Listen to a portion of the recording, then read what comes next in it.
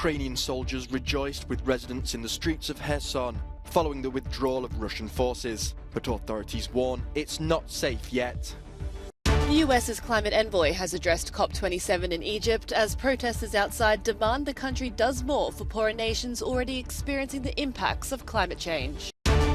Anti-government protests continue in Iran as German Chancellor Olaf Scholz warns Tehran of fresh EU sanctions. Ukrainian soldiers rejoiced with residents in the streets of Kherson following the withdrawal of Russian forces. Reports suggest Ukrainian police officers have returned to the southern city, while Ukraine's troops are searching for possible explosives left behind by the Russians.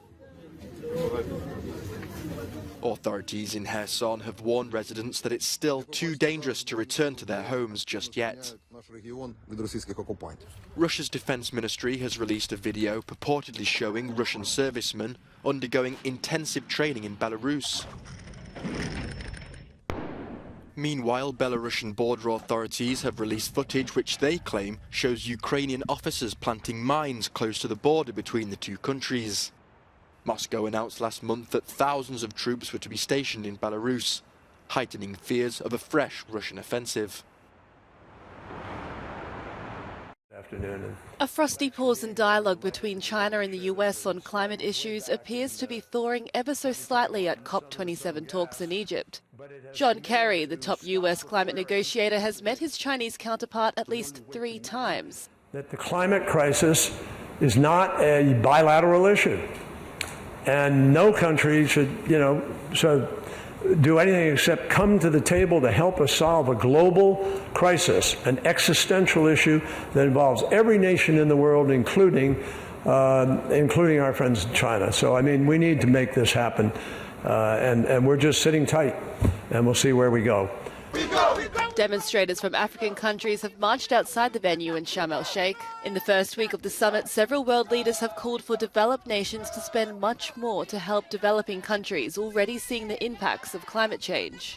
Other protesters were focused on the war in Ukraine and its direct link with the global energy crisis.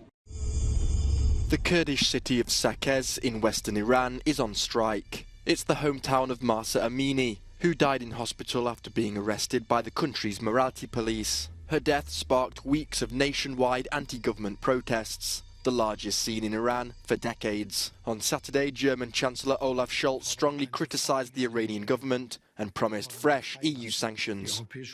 The European Union has already adopted a number of sanctions packages. The principal focus is on all those who are responsible for this violence against their own people. Further sanctions are due to be added to this next week. We want to continue to step up the pressure on the Revolutionary Guard Corps and the political leadership. We are supporting efforts to gather evidence so that the perpetrators can be brought to justice. Human rights groups claim Iranian security forces have killed at least 326 people as they look to crack down on the demonstrations. Democratic Senator Mark Kelly has won his bid for re-election in the crucial swing state of Arizona, defeating Republican venture capitalist Blake Masters, putting his party one victory away from retaining control of the chamber for the next 2 years of Joe Biden's presidency. Democrats must win either the Senate race in Nevada, which remains too close to call, or next month's runoff in Georgia. The Jubilee for Denmark's Queen Margrethe has been celebrated after several postponements. In January, it was called off due to the Omicron variant of COVID sweeping Europe. Celebrations were postponed until September, but when Britain's Queen Elizabeth II died that month, the programme was once again moved out of respect for the British royal family. The Danish royal was proclaimed queen in 1972. In a world first, the liver of a 100-year-old Italian woman has successfully been transplanted to another patient. The woman died at a hospital in Florence after she was admitted for a cerebral hemorrhage. Her organs were removed for donation and the liver was deemed suitable to be given to a patient on the waiting list.